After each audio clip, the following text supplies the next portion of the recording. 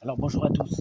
Écoutez, encore une vidéo dans mes habitudes. Vous savez que je ne fais des vidéos que sur l'actualité du jardin. Et aujourd'hui, l'actualité du jardin, ça va être le mildiou, avec la particularité qu'il n'y a pas de mildiou. Alors, en fait, pourquoi je fais ça? Je vous montre mes tomates. J'ai 1 m² de tomates, il doit y avoir 5 pieds en tout.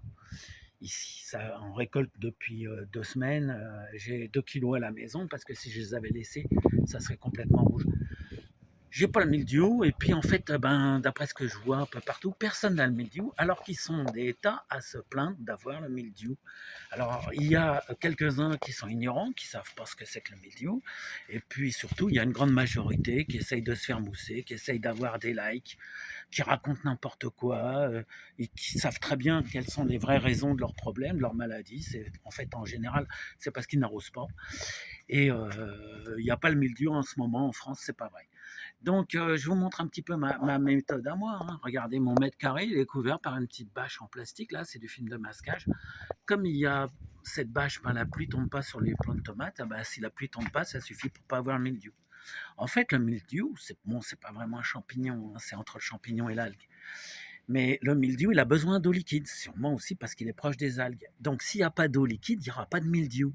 C'est pas, c'est pas autrement. Vous avez une branche qui dépasse. J'ai déjà fait l'expérience il y a 2 ans ou 3 ans.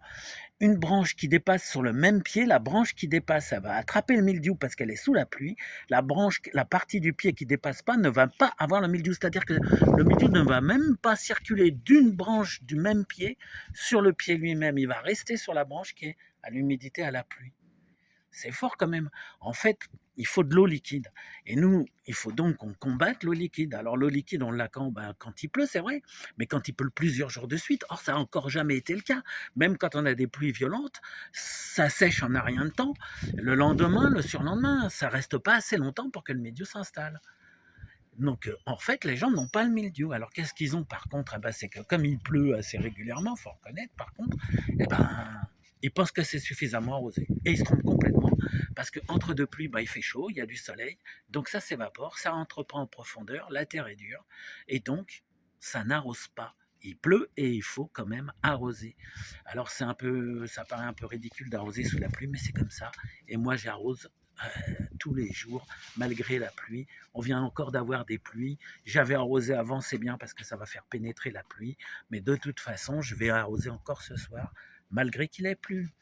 Là, quand vous observez vos plantes, vous voyez si elles ont un problème de manque d'eau. Et là, le problème de manque d'eau, il est flagrant. De temps en temps, vous avez des extrémités de feuilles qui brûlent. Et c'est pas un hasard, c'est exclusivement dû au manque d'arrosage. Alors, bon, moi j'ai un manque d'arrosage parce que comme c'est protégé de la pluie, c'est aussi un problème. Dans les serres, c'est comme ça, il faut arroser même quand il pleut, hein. Mais bon, euh, surtout quand c'est abrité, bien sûr.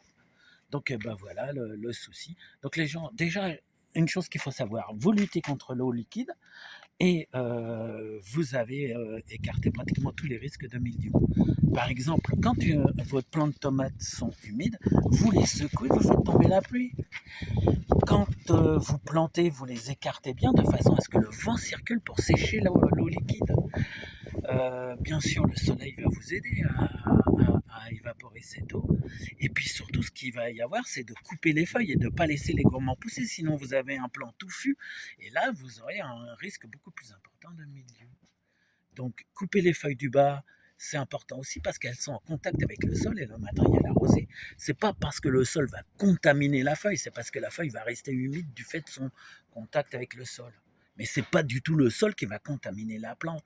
D'ailleurs, n'oubliez pas que vos plantes de tomates, la tige, elle est dans la terre et que si le mildiou montait de la terre vers la tomate, on ne pourrait jamais en cultiver parce qu'elles auraient tout le temps le mildiou dès le début. Or, c'est jamais le cas. Et pourtant, c'est sur les tiges que le mildiou il arrive. C'est pas sur les feuilles. Quand vous voyez les feuilles atteintes mais que les tiges n'ont rien, c'est sûr qu'on n'a pas le mildiou, sûr et certain. Quand vous voyez les feuilles atteintes, ça veut dire que vous avez le mildiou depuis longtemps et qu'il avait commencé sur les tiges. Les taches marron sur les tiges, on ne peut pas les manquer. On sait que c'est le mildiou. Là, des feuilles brûlées, c'est pas le mildiou. Donc, vous n'arrosez pas, vous savez que vous n'arrosez pas, vous croyez les menteurs qui vous font croire qu'on peut avoir des légumes sans arroser, ne vous plaignez pas, mais c'est pas le mildiou. Allez, je vous dis à bientôt.